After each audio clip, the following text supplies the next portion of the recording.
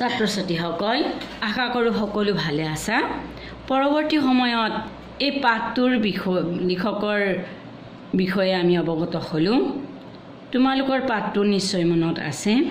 যদি আছে তেন্তে অকণো পলম নকৰি নিজৰ পাঠ উলিয়াই এই ভিডিঅ'টো চোৱাচোন। পাঠটো বাৰু কি? পাঠটো হৈছে পৰীক্ষা। आरंभ करिसु।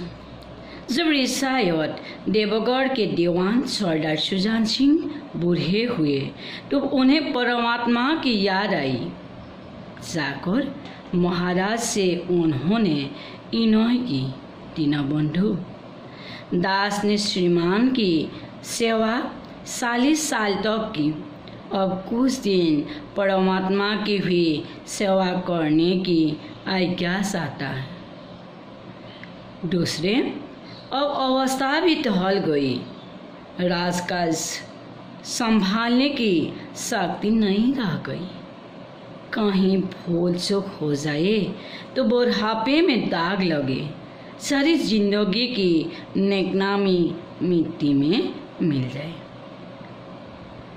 ছাত্ৰ ছাত্ৰীসকল, আমি জানো এখন ৰাজ্যত ৰজা, তেওঁৰ মন্ত্ৰী আৰু মন্ত্ৰী পৰিষদৰ সৈতে বৰ্গৰ সৈতে এখন ৰাজসভা গঠিত হয়। এই তেনেদৰে দেৱগড় ৰাজ্যৰ সুজান সিং নামেৰে এজন মন্ত্ৰী আছিল আৰু সেই মন্ত্ৰীজনে যেতিয়া বুঢ়া হ'ল তেতিয়া তেখেতৰ ভগৱানলৈ মনত পৰিল আৰু সেয়ে তেখেতে ৰজা বা মহাৰাজৰ ওচৰলৈ গৈ বৰ বিনম্ৰভাৱে প্ৰাৰ্থনা জনাই ক'লে যে দীনবন্ধু, এই দাসে আপোনাৰ সেৱা 40 বছৰ ধৰি কৰিলোঁ। এতিয়া ভগৱানৰ সেৱা প্ৰাৰ্থনা কৰিব বিচাৰিছোঁ আৰু তাৰ বাবে আপোনাৰ পৰা অনুমতি বিচাৰিছোঁ। আৰু দ্বিতীয়টো কাৰণটো হ'ল এতিয়া অৱস্থা অলপ বেয়ালৈও আহিছে, বৃদ্ধ হৈছোঁ, সেইকাৰণে অৱস্থা আগতকৈ দুৰ্বল হৈ আহিছে আৰু সেয়ে এই ৰাজকাৰ্যখিনি সুচাৰুৰূপে পালন কৰিবলৈ যোৱাৰ এতিয়া আৰু আগৰ দৰে উদ্যম বা শক্তি নাই। কেনেবাকৈ যদি নজনাকৈ ক'ৰবাত দুখ কোটি ভুল ৰৈ যায় বা হয়, তেতিয়াহ'লে এই বৃদ্ধা অৱস্থাটোত কলংকিত হ'ব, দাগ লাগিব, চেকা লাগিব আৰু গোটেই জীৱনৰ যিখিনি সুনাম আছিল সেইখিনি মাটিৰ লগত মিহলি হৈ যাব। राजा साहब अपने अनुभवशील और नीति कुशल दीवान का बड़ा आदर करती थी। उन्होंने बहुत समझाया, लेकिन जब दीवान साहब ने न माना तो हार कर उन्होंने प्रार्थना स्वीकार कर ली। पर शर्त यह लगा दी कि रिसायत के लिए नया दीवान उन्हीं को खोजना पड़ेगा। এই ৰজাজন এই অনুভৱশীল সকলো দিশতে পাৰ্গত মন্ত্ৰীজনক বৰ সন্মান আদৰ সৎকাৰ কৰিছিল। ৰজাই দিৱানৰূপী বা মন্ত্ৰীৰূপী সুজান সিংহক বহুত বুজালে আৰু যেতিয়া দিৱান বা মন্ত্ৰী চৰ্দাৰ সুজান সিংহই নামানিলে তেতিয়া পৰাজিত হৈ তেখেতৰ মন্ত্ৰী বা দেৱানৰ প্ৰাৰ্থনা ৰজাই স্বীকাৰ কৰিলে। কিন্তু তাৰ ভিতৰতো তেখেতে এটা চৰ্ত বান্ধি দিলে।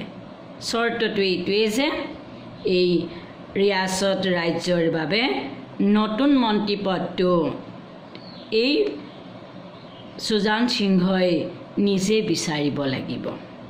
তেওঁৰ অনুপস্থিত, তেওঁ নোহোৱাৰ পাছত যাতে এজন সুযোগ্য দিৱান বা মন্ত্ৰী লাভ কৰিব পাৰে, সেই ব্যৱস্থাটো তেওঁ নিজে ৰজাক বিচাৰি দিব লাগিব।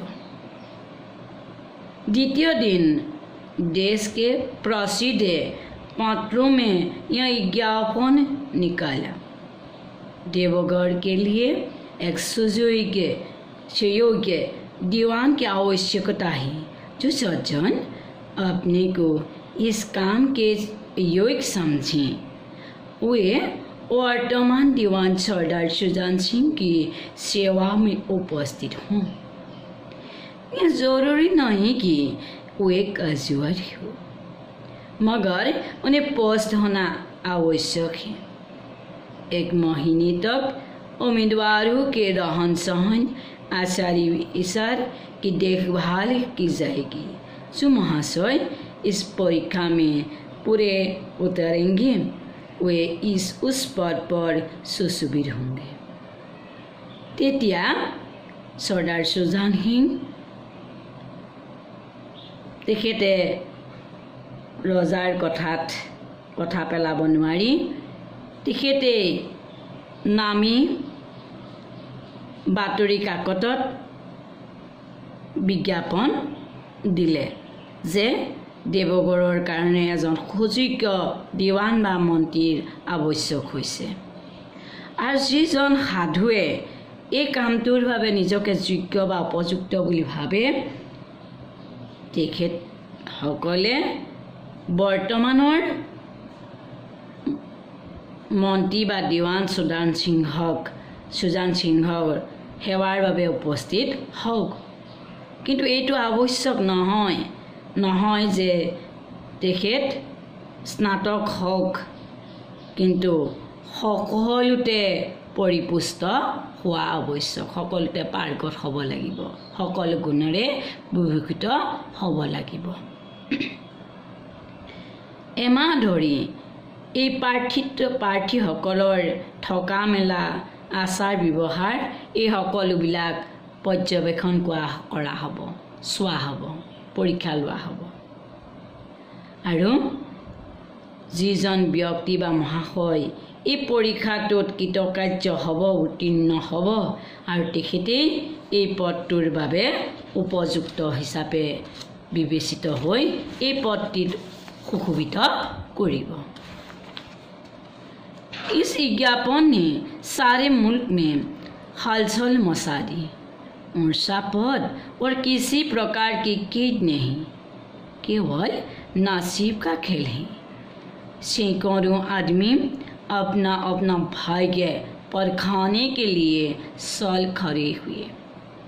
देवगढ़ में नए और रंग बिरंगे मनुष्य दिखाई देने लगे।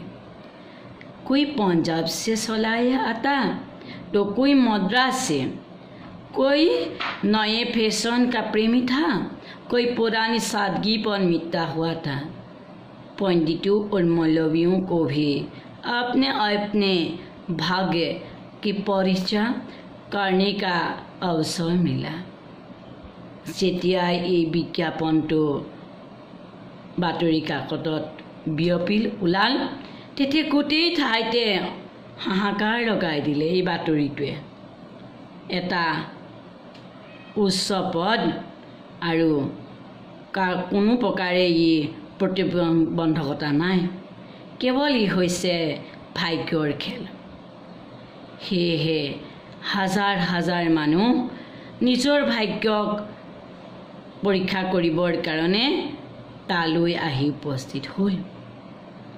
এই দেৱগড় ৰাজ্যত নতুন নতুন ৰং বিৰঙৰ মানুহেৰে ভৰি পৰিল, দেখিবলৈ পোৱা গ'ল। নতুন নতুন মানুহৰ মুখ, বিভিন্ন সাজ সজ্জা পৰিহিত বিভিন্ন প্ৰকাৰৰ মানুহ দেখিবলৈ পোৱা গ'ল। কোনোবা যদি পঞ্জাবৰ পৰা আহিছে তো কোনোবা মাদ্ৰাজৰ পৰা আহিছে, কোনোবাই আকৌ নতুন ফেশ্বনক আদৰি লৈছে।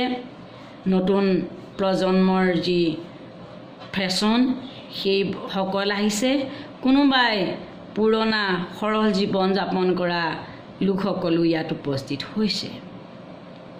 হিন্দুৰ যেনেকৈ জ্ঞানী বা পণ্ডিত বুলি কোৱা হয়, তেনেকৈ মুছলমান লোকসকলৰ পণ্ডিত বা মৌলবী সকলো এই পদটিৰ বাবে নিজৰ ভাগ্য পৰীক্ষাৰ কাৰণে সময় সুযোগ পাই ইয়াত উপস্থিত হ'ল ছাত্ৰ ছাত্ৰীসকল পাঠটো যথেষ্ট দীঘলীয়া সেইবাবে আমি এই পাঠটো ইমানতে সামৰিছোঁ ইয়াৰ পাছৰ পাঠ আমি পাছত পৰ্যালোচনা কৰিম আগবঢ়াই নিম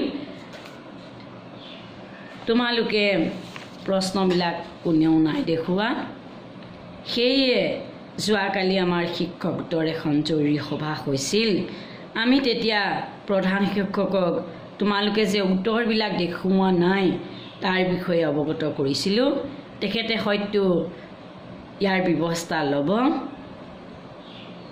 পাৰিলে উত্তৰবিলাক দেখুৱাবা কেৱল নিদিয়াসকলৰ বাবেহে মই কথাটো কৈছোঁ আজিলৈ সামৰিলোঁ